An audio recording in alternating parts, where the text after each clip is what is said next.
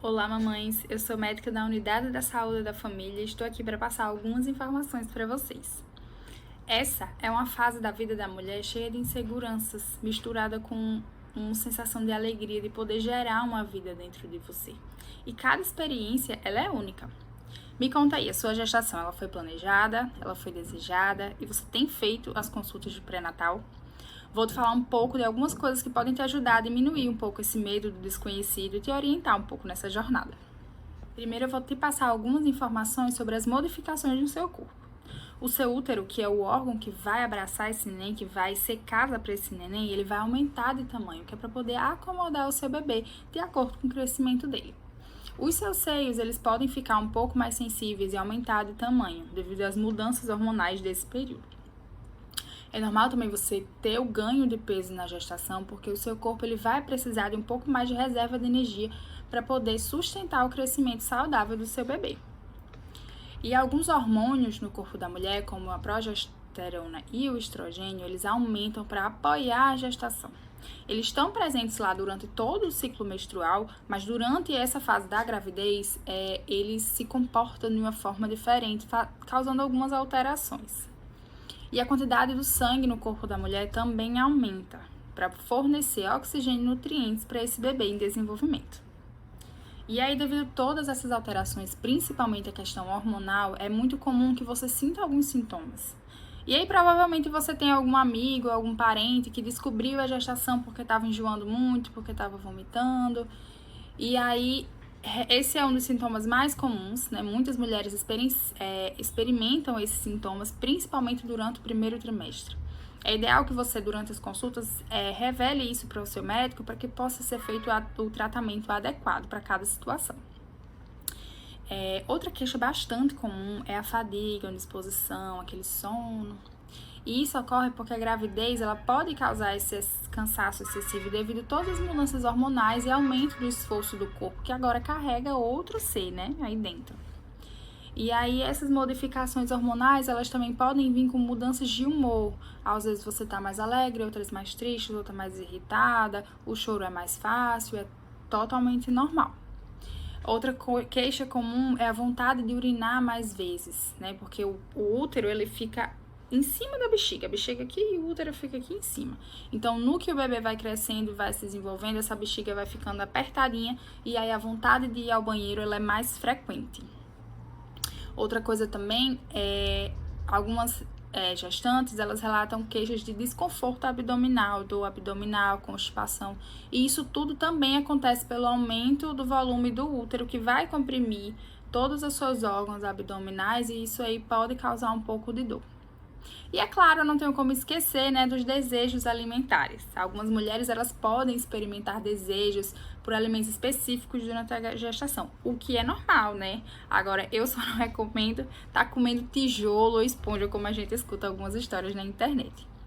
E aí, todos esses sintomas que eu lhe falei podem variar em intensidade. Algumas mulheres podem sentir mais, outras menos, outras não chegam a sentir qualquer sintoma. Mas o mais importante é que você busque orientação para garantir uma gestação saudável para você e para o seu bebê. E você sabe quantas consultas de pré-natal você deve ir? O Ministério da Saúde preconiza que sejam no mínimo 6 consultas, intercalando a consulta com o médico e com o enfermeiro. Inicialmente, essas consultas elas vão ser mensais até a 28ª semana. Da 28ª até a 36ª semana, elas são quinzenais. E da 36ª semana até a 41ª semana, de forma semanal.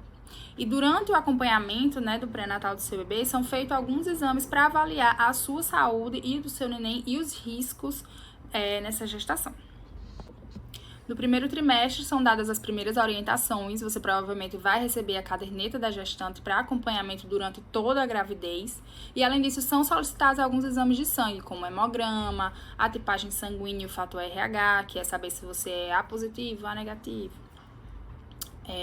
Glicemia em jejum para fazer o rastreio da diabetes mellitus gestacional, o teste de triagem para sífilis, HIV, toxoplasmose e sorologia para hepatite B.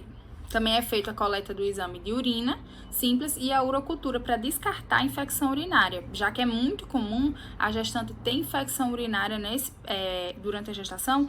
ela tem infecção e não tem sintoma. Então, é pedido o exame de urina e a urocultura, mesmo você não estando com nenhum sintoma de infecção urinária. É solicitada também a ultrassonografia obstétrica, que é um dos exames mais esperados e preferidos, principalmente pelas vovós, para ver como é que tá seu bebê, se ele tá bem, se ele tá no lugar certo. Nesse exame também que a gente já consegue ver se tem alguma anomalia genética, se tá tudo direitinho, se tem todos os dedinhos das mãos, dos pés, se ele tá todo bem formadinho. Nesse exame a gente já tem como ver. E aí dependendo de cada caso, de cada paciente, é indicado ou não fazer o exame Papa Nicolau e observar a secreção vaginal.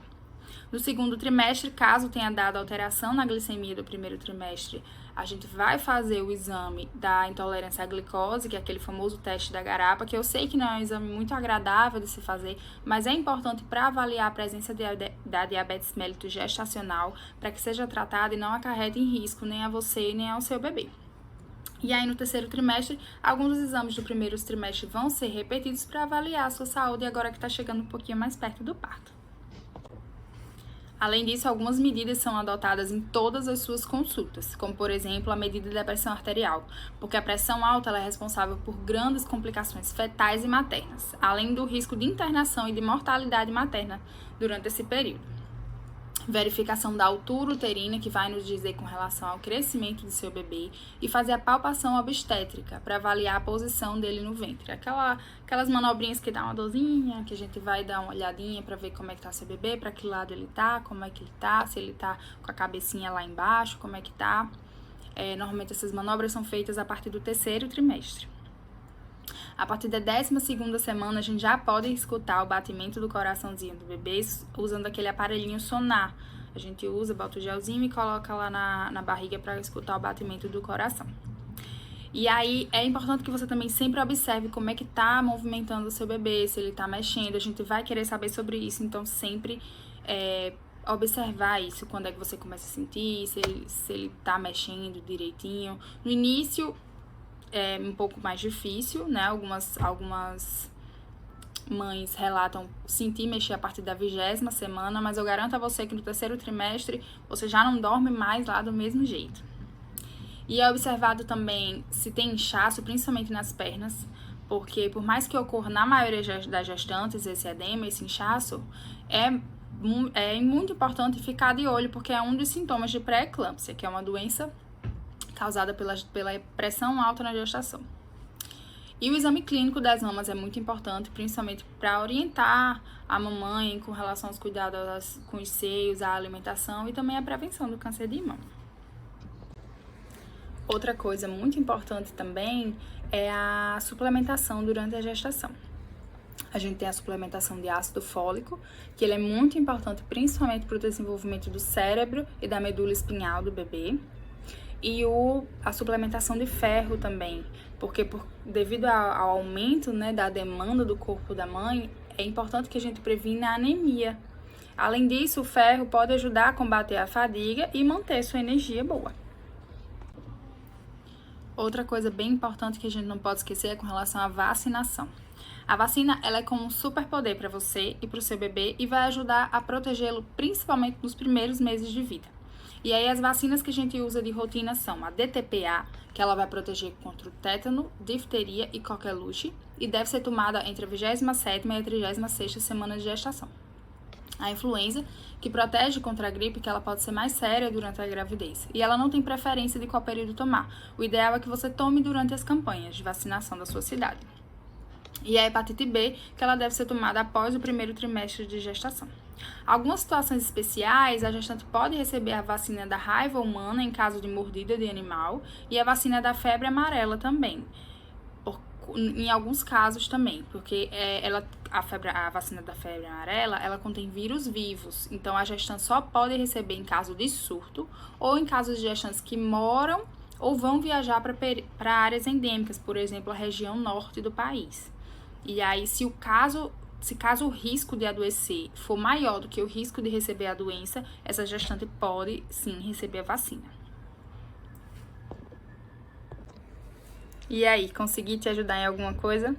Seguir orientações simples pode fazer toda a diferença na sua gravidez para você e para o seu bebê. Conversar regularmente com seu médico durante as consultas pré-natais é como ter um guia pessoal nessa jornada. Então, eu desejo a você uma gestação tranquila, saudável e que você possa contar conosco, nós, agentes da saúde, para te ajudar.